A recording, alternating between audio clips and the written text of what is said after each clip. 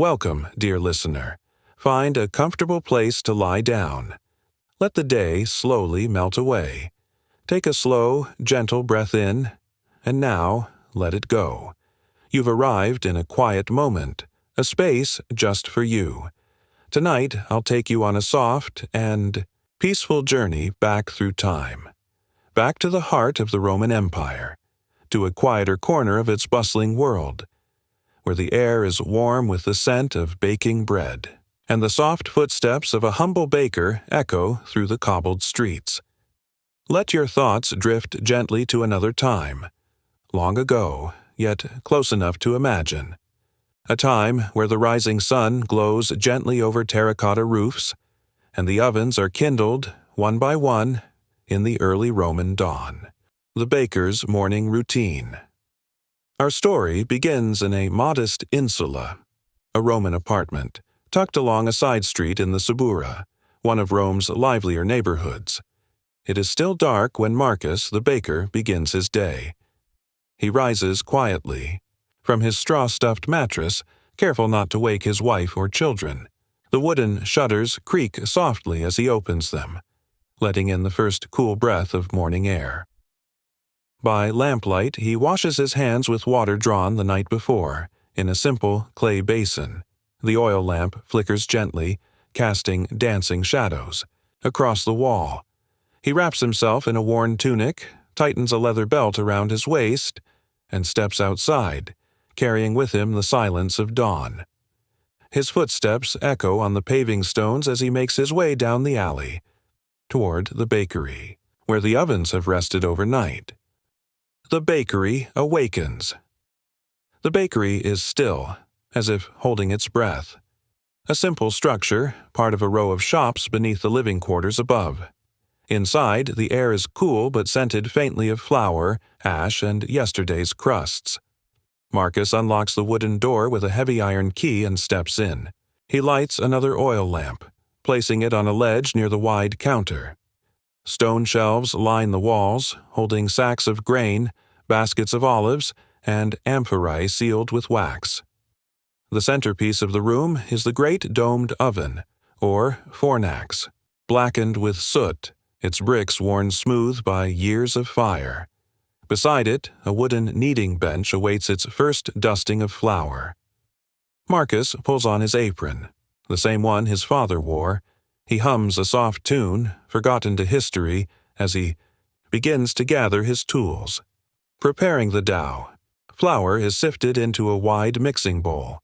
Water is added slowly, ladled from a clay pitcher. A pinch of salt, a handful of wild yeast starter kept alive from the day before.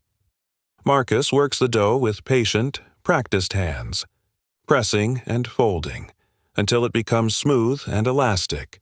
The rhythm is almost meditative.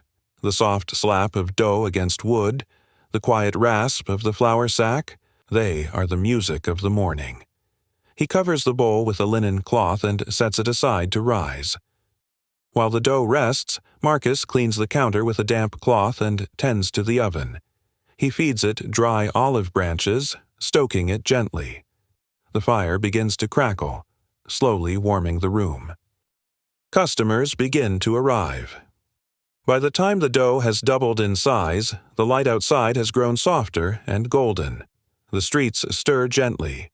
Footsteps, murmurs, the distant bray of a donkey cart. Marcus shapes the dough into round loaves, each marked with the bakery's seal. He slides them into the oven with a long-handled peel.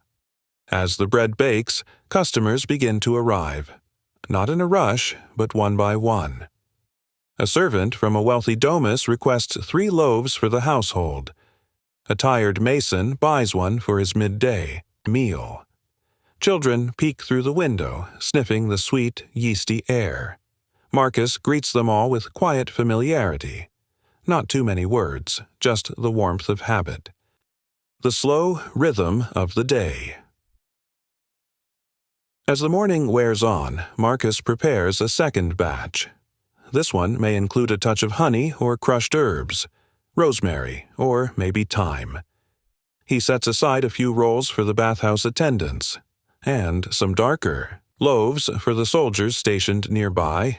It is not a busy life, nor a grand one, but it is full of warmth and simplicity and rhythm. By midday, the oven rests. Marcus wipes down the table once more, stacks the unused bowls, and sets out. A crust of bread with a bit of cheese and an olive or two for his lunch. He sits near the open door, watching the shadows shorten across the cobbles. The afternoon. Wind down. In the later hours, Marcus prepares a few sweet pastries.